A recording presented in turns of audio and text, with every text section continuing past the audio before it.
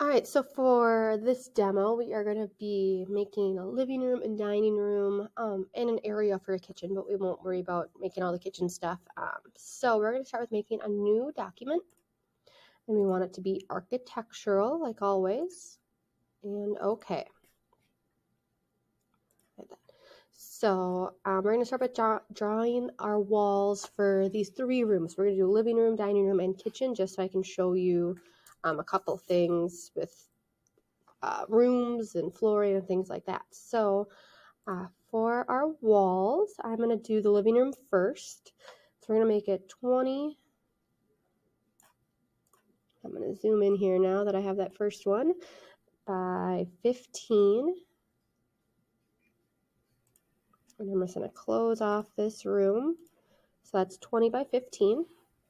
I don't want my wall to continue off of this side, so you can either click modify or the escape key on your keyboard to kind of close it off. And I'm going to go back and do my wall again. So I'm going to continue this way 15 feet.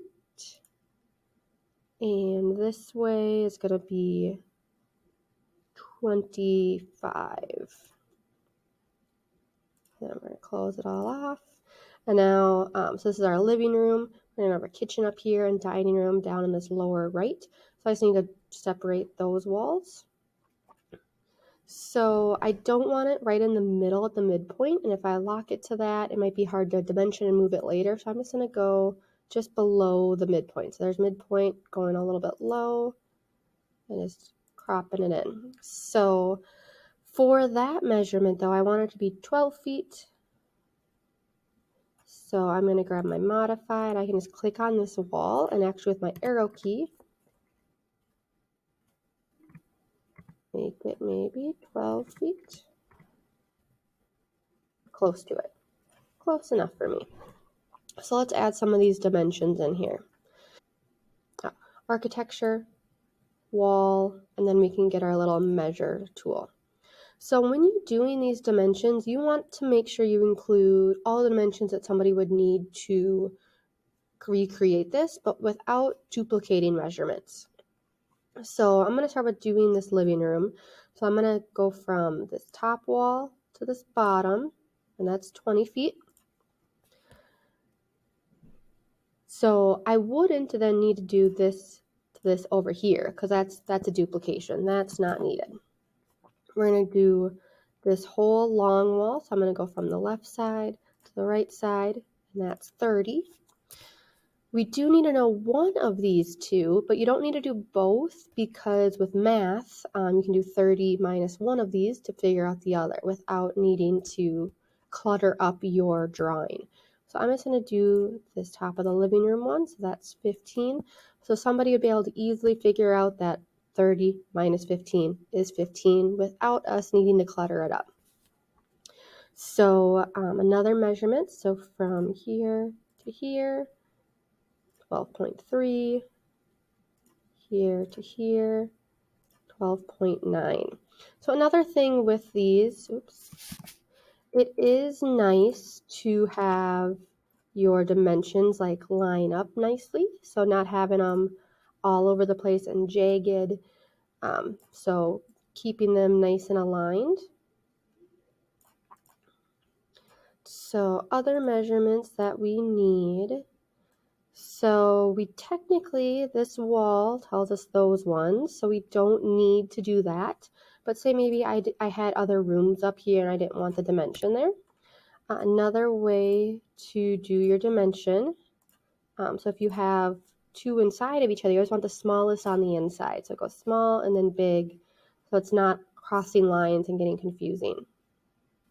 All right, so I think that's all of the measurements that we need. One thing I'm going to show you guys in this video is how to add some archways. So instead of having these rooms all closed off and having little doors, I want to add some open arches. I'm going to do an arch along this wall here between the living room and the dining room, and then one big one between the kitchen and dining room to make it more like open feeling. So to do that, we are going to go to 3D mode. And while we're in here, we actually need to adjust the height of our walls. Actually, I'm going to go to our elevation, because these walls are 20 feet tall. So I'm going to drag them all down to be our 10 feet. Nice and tall. So I'm just clicking all of these, dragging them all down, all of those walls that we drew. All right, so now they're all 10 feet.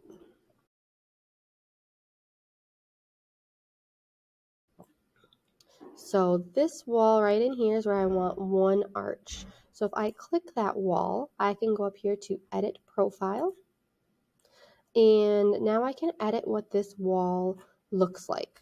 So just to make sure that I know I'm getting it on this side and not like having an arch go across where this other wall is, I'm going to grab my line tool. And you can, it gives you some measurements here. So maybe I want 3 feet and 7 feet. So I don't want to do a straight line across because I want to do an arch here, but if you want to do just a straight opening, that's how you would do it. So I'm going to click Modify to get out of that tool and go back into it. And now I can go back in it again and it gives me another measurement. We'll see what that looks like. And I'm going up to 7 feet. And now that I have these two lines here, I'm going to rotate and look at it straight on. And I can grab my measure tool and I can actually go from this wall and it does snap it. So this is one side of that dining room to kitchen wall and this is the other. So I'm going to do that so I know what that measurement is. And I can also measure from here to that same spot. So that's 1.5 and I think over here I did 3. So if I want it to be equal, I can move them. So maybe I do. So I can just drag it and make them both 3. So now I know that that'll be centered on that wall. And I want to do an arch opening. So I'm going to grab this start end radius arch. And I'm going to click on one end and then the other. And then you can choose how much of an arc you want to do. So I'm just going to we'll go like that. That looks good to me. So now what we got to do is tell it to delete this opening area. So we're going to grab the split element tool and we're going to click on where these two lines meet and over here. And now if I go back to modify, I can click on just that line and push delete on my keyboard, not backspace, but delete, and it deleted it. So if I click my check mark, sometimes this might happen. If you just click resolve, usually that'll fix it itself. And there we go. So I can use my shift key and my clicker wheel and rotate, and there is that little arc opening. So I'm going to do it again on this wall. So I'm going to click the wall, go to edit profile, and since it's just one basic wall, I'm just going to look at it straight from the side. So that front view, I can zoom in. This purple highlighted is the wall that I'm working on. So I'm going to grab line, and I want this opening to be very big. So I'm just going to go 1 inch. I'm going to do that. I'm going to go from the other side. So I'm going 8 feet tall this time. And I'm going to grab my 2 arches. Oops.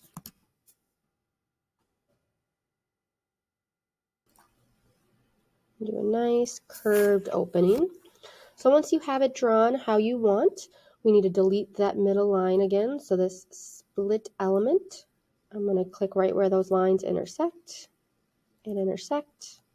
Grab my modify, click that line and go delete. And now if I do check mark and we rotate, there is a beautiful arch opening from what will be our dining room or our kitchen to our dining room, and then a smaller one to our living room.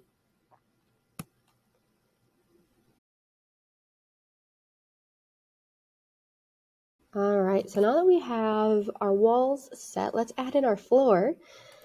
So I'm going to go back to my floor plan, and we are going to do our floor. So I'm going to click all the walls of my living room, and you might have noticed that this bottom line and this right one are extending past the actual like space of this living room wall. And I'm gonna so to stop that, because I'm going to do different flooring in these different rooms, which might be new to some of you. So to make my flooring be just in the living room, I'm going to again use that split element and click where those lines intersect. And then I can grab my modify and delete those little purple lines. And I wanted to flip my floor to be on the outside. So I just did that there, and I can do finish.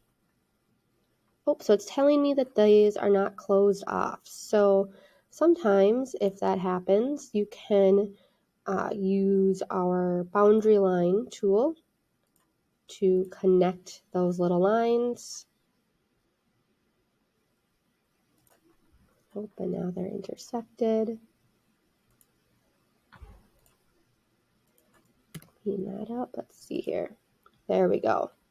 So it has to be fully enclosed but not crossing each other. So now with my floor, maybe in my living room, I want carpet. So there is my living room floor. So now for my kitchen and dining room, I'm going to have it be the same, either wood floor or ceramic. I can decide that in a minute, but I'm going to grab my floor tool, choose all of my walls, and again, it went past and it's going into my living room. So after I have them selected, I'm going to use that split element. Click that little line, go to modify, delete that line, and let's flip it to the outside and finish. And I'll do wood. So that's how you can do different flooring types in rooms next to each other with walls that are being shared.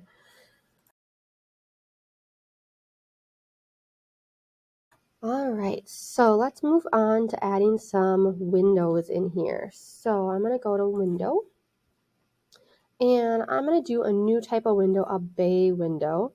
So I'm going to load in US Imperial, Windows, and let's do a bay window. So there are different sizes or degree of angle. I'm going to go 45, a nice little like bench in there, and do open. So then there is no other sizes. It's only this one size for this bay window. And you might notice that you probably don't want it to go on the inside of your living room or dining room. You want it to flip on the outside, and I want it to be centered on both of these. So 7 feet 6 inches, and it kind of snaps to that. And I'm going to go over here. So same thing, 7 6.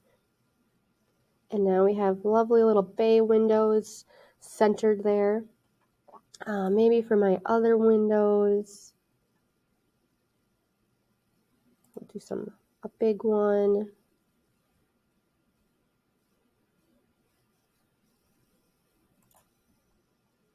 A couple other windows along here, opening to the outside.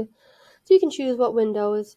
I'm going to pretend that this wall would lead to like an entryway or bedrooms or things like that, and just work on this space in my little pretend house here. All right, so we got some windows. So next would be to add in your furniture. So I'm going to quickly just do my own furniture. You're on your own for this. You only need to do your living room and dining room. Don't worry about the kitchen. We'll do that another time.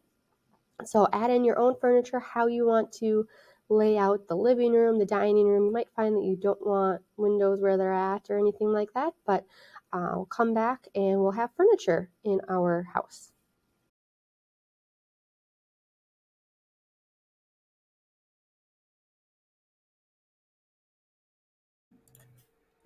All right, so last thing I'm going to show you is how to label rooms. Because right now it might be kind of confusing on what rooms are what, or just it makes it easier when looking at a big floor plan. So in our architecture tab, you have this room box. So right now, if we did it, it thinks that all of this is one room, which is not right. We technically have 3 little rooms going on here. So I'm going to get out of that. We're going to do room separator. So this creates separation lines when there aren't walls or things like that. So you want to choose where it starts and ends. So like I need it to go from here up to there.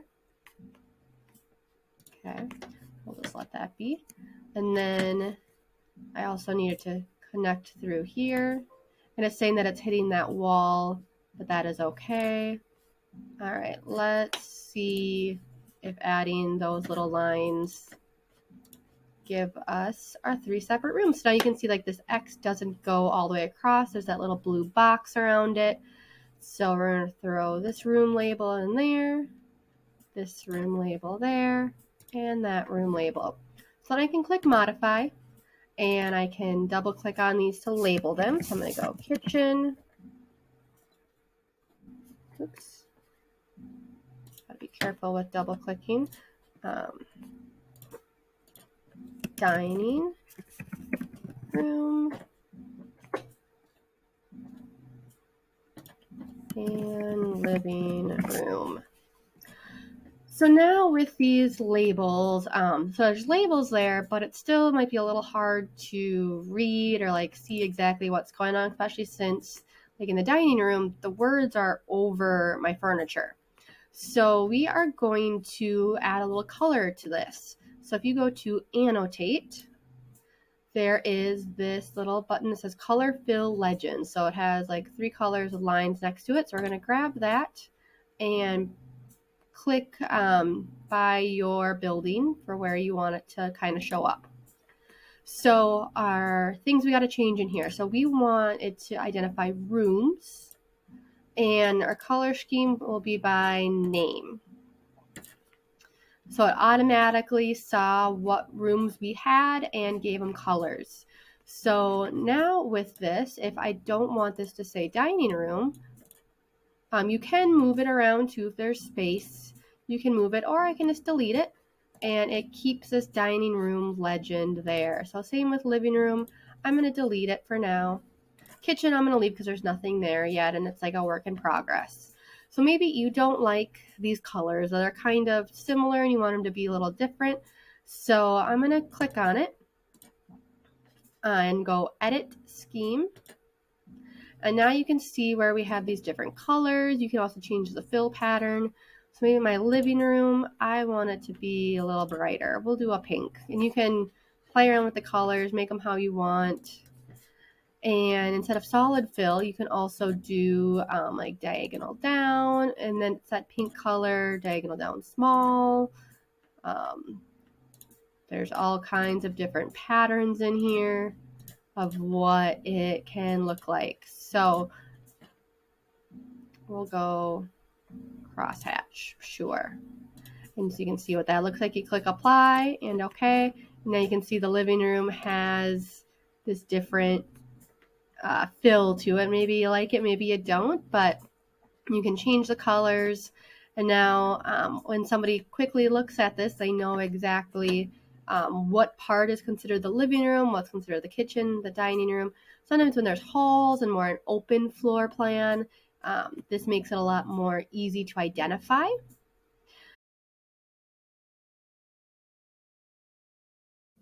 All right, so one extra thing that you guys might want to do, you might not always like a red carpeting or things like that, and you can try and see if you can figure it out with some of the other ones, but with carpeting, I'll show you how to change that color. So I've clicked on my floor, I'm in my 3D view to make it easier, and I can click edit type, and if I go to structure and edit, and here's this carpet, and I can click those 3 little dots. So when you click the 3 little dots, it opens up this. So you want to go to appearance, and this is where you can see that rendering of the carpet of what it looks like. So you can click this and you can see that it's an image that was brought in. So we can choose a different material there. So if you click this little button, it is called the asset browser. You can open up this new window. If we scroll over, there's this appearance library. we want to go into flooring and carpet. So here is all kinds of different carpet. Maybe you want floral carpet, gold, sandy, whatever you want. We'll do black. So to get it to bring into here, I'll put these side by side so you guys can see what happens. So if I click this little button here, it replaces what is currently in the editor with this asset. So you'll see my red carpet on the left change, and now it is needle punch black. So then with that, back in graphics, you could, for shading, do like the render appearance, which will make it kind of match what it has there. This pattern is like what it shows up on your floor plan. So probably like this sand pattern makes it look like it has carpeting and not like lines would be like wood. And then I just click apply. And okay. So I'm in a little different practice one here, but if I go to my rendering, if I do a draft, so then when you render, it will have your new carpeting. You do want to make sure that when you are in all of these edits and you're changing stuff, making sure you click apply. So like in appearance, after you change it, click apply. If you change it in graphics, make sure you click apply, or else it won't save what you just did.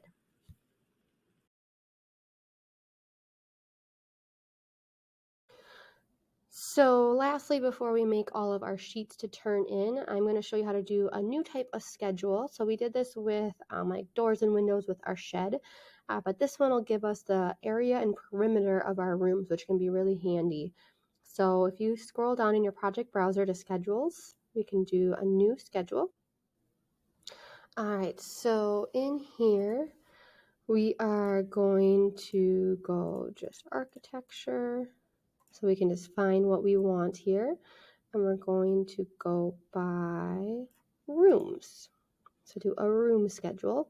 New construction is most likely what it's going to be for all of these, because we're not like remodeling something. So new construction.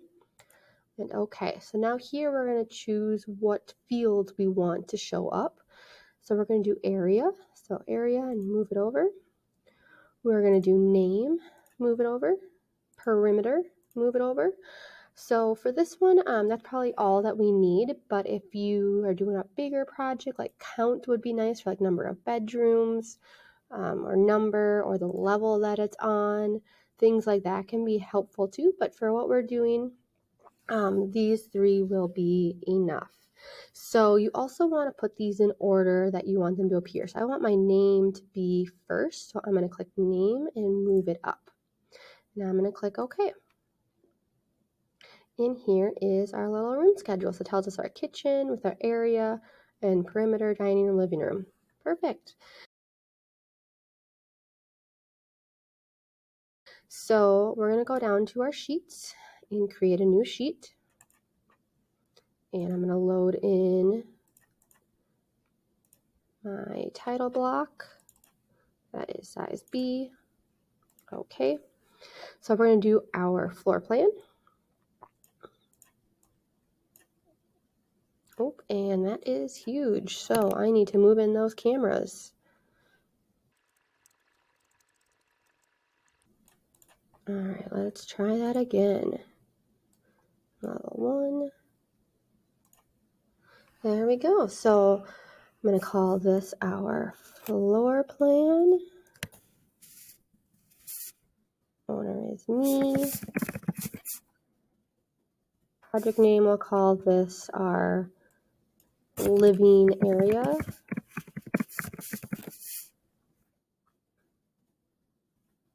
And we'll throw in today's date.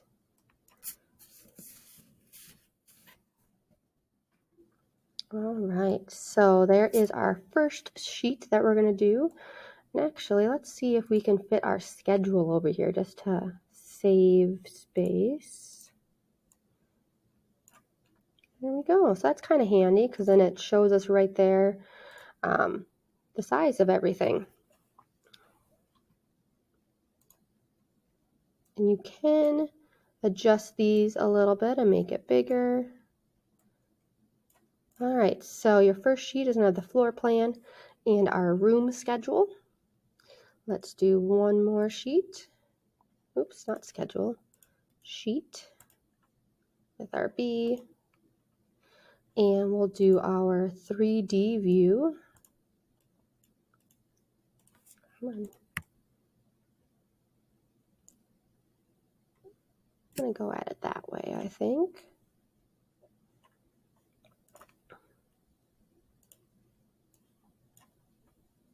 Oh, and again, it is tiny because of those elevation lines. So I'm going to go, I have my east open. So move that in, and then I'm also going to open up my north.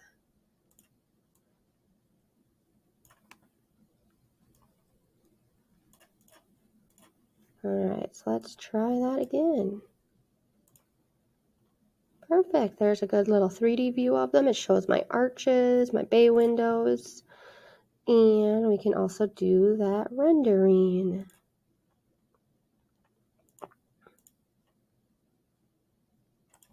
So I'm going to click the little teapot. I'm going to do medium render. All right, so I'm going to save that to the project. I'm going to call it render. Close that. Open this up. Get my renderings. Beautiful. I'm going to call this one 3D views.